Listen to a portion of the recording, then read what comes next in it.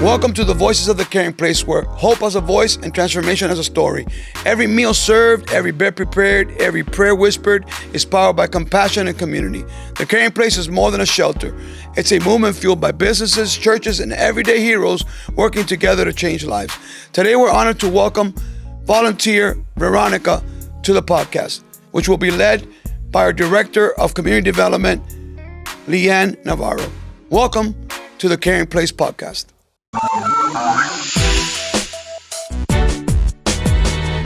Hello, everyone, and welcome to our podcast. We are so excited that you have tuned in to see today a very special interview that we have ready for you.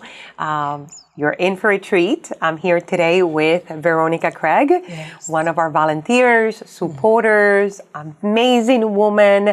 Thank you so much for joining us. Thank you for having me. Every year, Mother's Day, Father's Day, we celebrate everything at the Caring Place because we want our residents to know that they're not forgotten, that the community is thinking of them. Yes. We don't want them to miss the holiday. And Mother's Day is very important, right? Yeah. We went ahead and celebrated with all the women. It wasn't even all the mothers, it was all the women, right? And this was at the Hollywood campus. And when we needed a speaker, an encouraging speaker, you said, I'll do it. Yes. Tell us a little bit about yourself. Well, I am a mother of 3. I am a wife of 1. And I love ministering. I love going into the facilities, offering hope to those who are hopeless. And so that's who Veronica is. I love telling people that there is another chance. Don't give up, So if I could just sum it all up, I'm a person that gives hope to the hopeless. That's who I am, because I was once hopeless. Tell us a little bit about that. Around 2008, I found myself strung out on drugs, homeless, no hope, and got myself into a little trouble. And I just felt like life wasn't worth living. And so I was incarcerated, and I found God in a confinement cell, just crying out. I'm at the pit of just saying, what is life? Why should I even be alive? Contemplated suicide. And I heard the voice of God says, forgive Mom. Didn't know that was something that had hindered me in being out on drugs. And I obeyed. And so I made a decision to forgive her. And that was in 2008. And my life is not the same, just by being obedient to the voice of God. This book right here that you wrote, right, that it's already been published. Tell me a little bit about the book. It's my life story. It's a life of brokenness. It's a life of being reared in a lot of trauma, a lot of pain as a little girl. But it's a story of redemption. It's a story of hope. To someone did not know that hope was possible, I used to always say I was the black sheep of the family, just the hand that I was dealt. But when the Lord inspired me to write this book, He just told me, write the story. And so it's a story of knowing that brokenness can build you. I've been through a lot through life, and I had given up. But that book that I wrote is my life, and it shows that there is light at the end of the tunnel. It's not over till God says it's over. And so when I wrote this book, I wrote it to an audience of people that is going through, of people that saying, there's no hope for me. And so I wrote it to let them know, don't give up, because there's pain in your purpose in your pain. Thank you for doing that, because I believe I told you before we started recording that I know from talking to the men and the women that go through our programs in Miami and in Broward County. When I talk to them, I sense that. I sense that they feel defeated, right? It's the burden they're carrying, the disappointment that they created for their families and for themselves. And so almost like blaming themselves or blaming someone else. And you said it right. It's difficult for them to see that light at the end of the tunnel, right? So it's so important that we have men and women like you that say, well, I know it's hard, but let me tell you about my journey, right? I mean, the fact that you went through all that and you were able to forgive yourself, right? And I would say forgive others. Yes. And write this amazing book so that you can actually be an inspiration to people that it's hard for them to see that light at the end of the tunnel. And I think that's what you accomplished when we did the Mother's Day event. There was one woman at that event that she did not stop crying from beginning to end. I mean, the entire event, this woman was crying. Right? A couple of us went up to her. We wanted to know if we could help in any way.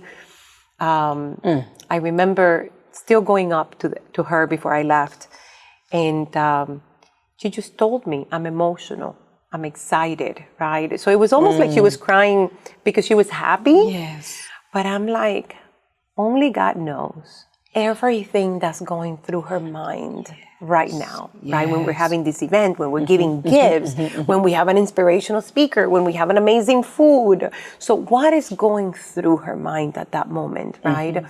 And of course, you know, obviously everyone had an amazing time. Yes. You were amazing. What were your thoughts about the event? First of all, the invitation, you know, you think about me being a mother and me being homeless and me not being there for my kids and what it was like for them on Mother's Day not to have their mother. And then being someone who can offer hope to a mother who going through a little tough time now. But overall, it was just overwhelming. And then it was so exciting to see the volunteers and so much love was in the room, you know? And I felt you could feel the love. But standing there and speaking, you said, the first thought that I had was, what could I say that can inspire them to believe that this is not the end? That's right. This is not the end. This is just a moment in time. Stepping if you stone. Can push past your pain. And I always say it's nevertheless I press kind of a spirit, right? Yes. But just being a part of that and being in the room with those women, knowing that we were depositing seeds of saying, listen, we're here for you. You're not alone. Yes. You know, everyone in their respective places offered a glimpse of hope to those mothers and the kids, being that the kids was there. And the one who took the microphone, she was just like, The child that took the microphone. Yes. I don't remember her name, but she needs a show for herself. Yes. She was so cute. Yes. But also even the volunteers, right? And I think I told you this before, and I dare to speak to everyone who's listening to the both of us now. One of our volunteers could have been going through a tough time, right? So this is something that I told you before you even came in. Talk to them also, right? I mean, I know so many wonderful people that volunteer their time, despite what they're going through, right? I mean, they could be going through who knows how many battles and things in their lives, but they still find the time to give of themselves and give back to our community. So when I told you speak to all of them, because we had close to 20 women, to include our wonderful friends from Potential Church that were helping.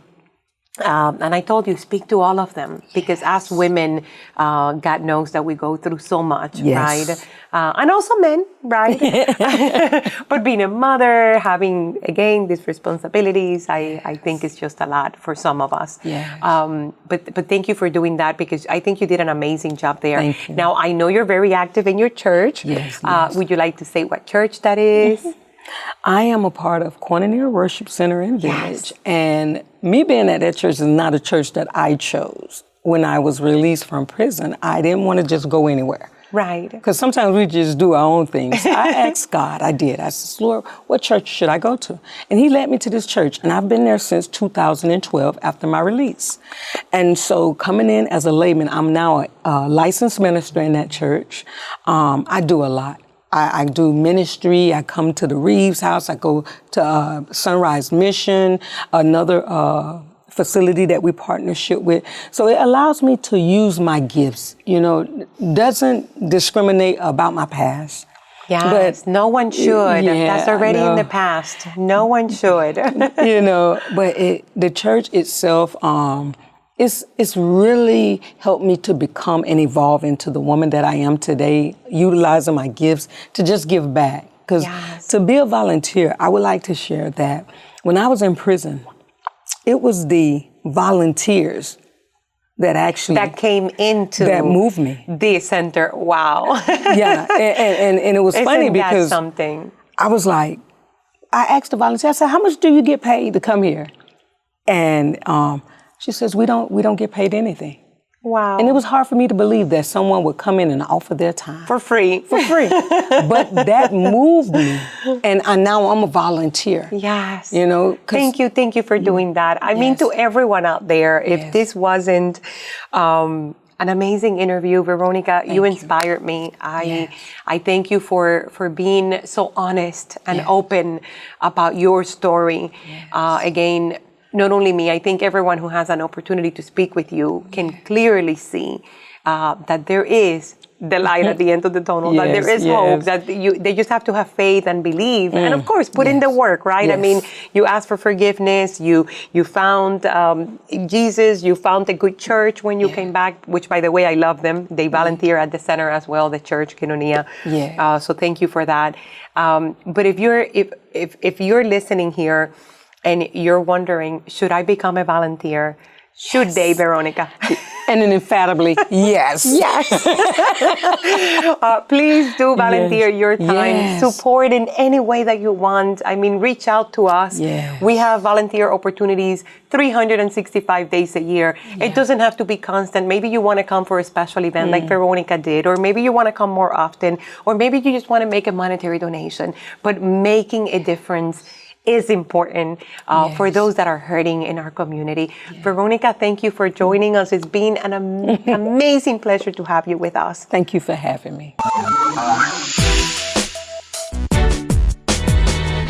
Welcome to this segment of Voices of the Caring Place, where we feature powerful testimonies of healing and transformation from our residents and graduates. Today, we're joined by a very special graduate, Ariel. Hi, Ariel. How are you doing? How you doing? All right, all right. Well, thanks for joining us today. So for our listeners, they just want to know, who's Ariel? How did Ariel end up at the Caring Place? I could start with saying who Ariel was. So growing up, I'm an adopted twin, me and my brother. Growing up, I grew up with not being sure of, certain of anything.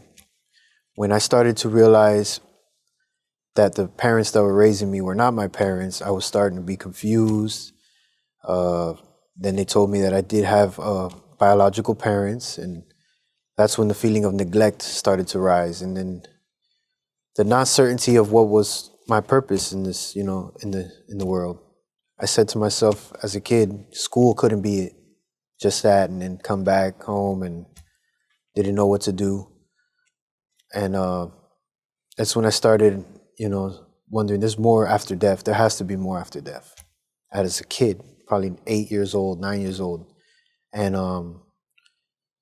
so I ended up experimenting, dibbling and dabbling. So I said school couldn't be it, so I didn't focus in school anymore. Started skipping school, hanging around with the wrong crowd, with the older kids, to the point where since I was skipping school, I'd get home, I'd want to skip home too. Wow. And leave home. Ended up on the streets running around, and since it felt like I was chasing for love, the streets showed me a certain type of love, and I got hooked. Along with that, I got hooked on drugs, smoking weed, popping pills, drinking alcohol, all at the same time. It wasn't just a phase of one thing, it was all together at once. Ended up going to juvie every now and then for stupid ways of trying to come up on some dollars to keep getting high. And went from car hopping, burglarizing vehicles to the point where I found a pistol in a car. Oh, and wow. and stopped burglarizing vehicles and started putting it to people's, stomach and let me get it. It was quicker. And then I got scared because then I wanted to know what it felt like to shoot it. So I was at a dugout one day with my friend, and there was a peephole through the dugout, and I was looking at the people running on the tracks, and I said, I want to see if they can hear it, if I shoot it. And I shot it. And I shot up, and my boy was like, hey, you're crazy. I was like, what you mean I'm crazy? We're crazy to be shooting this at a dugout at a high school. So was that your turning point? that was when I started realizing I'm doing things impulsively, and I could have really hurt somebody, you know. And so I sold the pistol and got that out of my life for the moment, because then ended up being my great-grandparents who adopted us died, and the house we were living in, the bank was trying to take it from me and my brother. Oh, wow. So I eventually said, we're not going to meet ends meet, we might as well sell it before they snatch it. My brother didn't agree for the first 2 months, and then he eventually had a change of heart and said, you know what, we might as well. He saw how much I was struggling, trying to do demolition jobs, restaurant jobs. I was doing whatever kind of jobs I needed to do, while he kept remaining himself in a car wash. And every time I asked him for help on the bills, it was like, oh, I didn't wash enough cars. Mm-hmm. So I kept getting frustrated. My relationship with him was getting kind of torn apart. And so when we sold the house, things even got crazier. I had to put a restraining order on him. So I got him from out of the house. Because if not, one of us going to kill each other. Yeah. It almost felt like a Cain and Abel situation. So we got this restraining order now, right? Yeah. And now he finally agreed with you to sell the house. Yeah. So what happened once that moment? I stayed in the house on probation, partying like a hardcore animal with friends, taking friends to the mall, buying them their kids whatever they needed, clothes, whatever, taking some of my friends to the jewelry store. Along with all that, I bought guns all over again. So at what point after this did we find the caring place? What happened? So I ended up homeless I didn't leave Hollywood. Something told me, okay, my probation jurisdiction was to Broward now. I had got a transfer when I found out I was going to Hollywood to move. Mm-hmm. And for 2 years, I ended up on the streets in Hollywood and going through all this craziness and whatnot. I thought I could still get out of homelessness on my own strength. So I was selling drugs like crazy to the point where I ended up using more than selling. And then there was no money for food, but I heard of this event here at the caring place.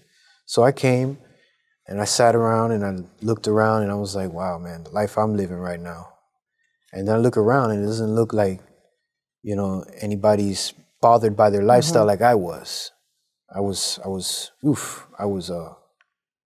lost. I didn't feel human anymore. And I was looking at how everybody was so, you know, happy or content. And I was like, why can't I have that kind of... So you ended up coming to a caring place event. And this is the moment that you're like, I want to enter a program. I want this change. I didn't even know I was going to enter the program. Wow. Until Anthony Walker, a resident that was here also, came to me and asked me if I was tired. And I said, man, if only you knew, I'm tired of being tired. And he was telling me all the break down the rules and what I was going to go through to get in. I said, I'm all in, bro. I'm all in. I'll just give my phone to somebody that I know needs it on the outside. And I said, I ain't worried about a phone. I'm ready to surrender. So you surrendered to the program? Yeah, well, I surrendered to God because I knew it was the hands and feet of Jesus. So what has the caring place done for you? Numerously helped me break out of this shell by pointing me to Christ, of course, but by God works through, I always tell people, God works through people, circumstances, and the word. And I saw God's heart in everybody that was, you know, helping me get out of that shell. And with the help of the volunteers, you know, my case manager. You went through the program, you did everything, you surrendered. What now? What's Ariel doing now? Learning to let God lead, because, you know, with the situation I got going on, I had to get this job. You know, I'm starting to see where I kind of went back to taking my steps, but I'm learning to, you know, righteous man falls and gets back up. It's the fact that I know I'm not alone anymore and I know where to run to, you know, to my secret place, and my awareness of his presence is amazing. So wherever he leads, I just let him take the steering wheel. What would you say to someone going through what past Ariel went through that wants to be like future Ariel? I would give them this advice. Open your eyes and see God's calling you, and I dare you to trust him. Amen to that. Well, Ariel, thank you so much for joining us today. It's been a pleasure having you. Thank you for having me. And we're going to keep praying for your continued success as you work on your employment and everything that's coming up for you in the future. Praise the Lord. Praise the Lord.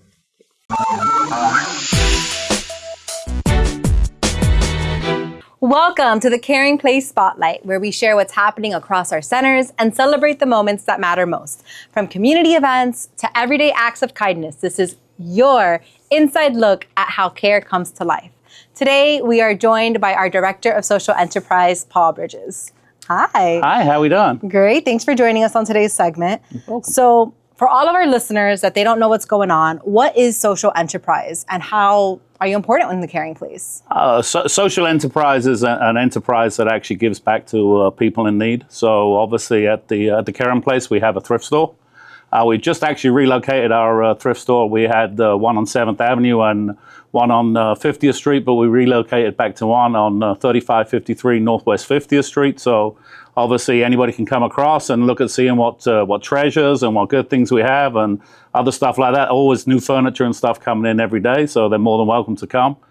We do have a small garbage pickup, and we do have 4 online entities with Facebook, OfferUp, let me get this right, Facebook, OfferUp, Poshmark, and eBay. Oh, that's incredible. So for those of you that you heard that, right here is the new address, 3553 Northwest 50th Street, Miami, Florida, zip code 33142. And then if you follow this link right here, you can go ahead and visit thecaringplace.org/thrift. And you're going to see all the links to the social enterprise for eBay, Poshmark, and all of the above. So what you can find here are going to be treasures that go directly back into the organization. Yeah, so absolutely. all the purchases go directly back into the program. Yeah, we send out 2 trucks every day. Obviously, we accept donations at the site here and obviously our site in Hollywood, 2056 Scott Street in Hollywood. Obviously, anything that we do take in, then any monetaries that we make from that actually go to straight back into our program to obviously, take care of the homeless and the people that are suffering with addiction. That's incredible. So what does your team look like when they make the phone call? So when someone wants to call the number on the screen right here, Yep. 1-800-817-HOPE, and or you can also call 305-573-6340 to schedule a pickup. Actually, we have some CSAs, which are people that are actually in our program that actually help us out answering the phone, and we have a dispatch manager. They will speak to, obviously, the customer call and find out what they have to donate. We do ask for them to send us pictures so that we can just see what they're sending, what they want to donate to us, because there are certain items we don't take because either they don't sell or, it just doesn't make sense to us to pick them up. But obviously, once we've seen the pictures and it's been accepted, then usually we can be there within 3 to 7 days to pick it up. That's awesome. So I know you mentioned earlier, so if a donation isn't going to be accepted because the quality just isn't good enough for us to resell, because remember, at the end of the day, like you're saying, this is to raise funding for the men going through our program. Yes. CSAs, for those that may not know, that's a Christian service assignment. Yes. So those are residents going through our program. Yep. We're giving them life skills so they can reintegrate to society and get a job. Yes. So for all of those donations that may not be accepted because the quality is not the best quality, we can still help that person, right? Absolutely. Like I said earlier, obviously we do run a social enterprise in garbage pickup. I believe our prices are better than anybody else out there. So obviously we know you rang to donate, and it's unfortunate that sometimes we can't take, but we can help you by removing the goods at a very reasonable cost. And here's that flyer. So that's incredible. So other than just getting on-the-job experience, these individuals are also getting to interact with the very people that are donating to their change. Yes. That's incredible. Yeah. So where do you see social enterprise going within the next few years? I think possibly some more online entities. There's a lot of things out there. Obviously, we have to take into consideration staffing and things like that. But I think over the next few years, we'll probably look to possibly get onto 1 or 2 more online sites, and maybe hopefully another store at some point if we can get to a place that it makes sense for us to get another store. That's incredible. So remember, you're going to come to this address right here, 3553 Northwest 50th Street, to find some treasures to go ahead and take back home so you can fund our programming. Don't forget, you can shop online as well, caringplace.org/thrift. You can see all of our social enterprise, and you can just help support those in need in our program by also getting a good in exchange. So before we sign off, anything you'd like to let our listeners know? No, not really. But obviously, with just donating to us, just remember that you're just changing someone's life by a simple donation of a couch or a bed. That money can go back into our program and change someone's life forever. That's incredible. Well, thank you so much for joining us Thank today. you. And you guys have a great rest of your podcast.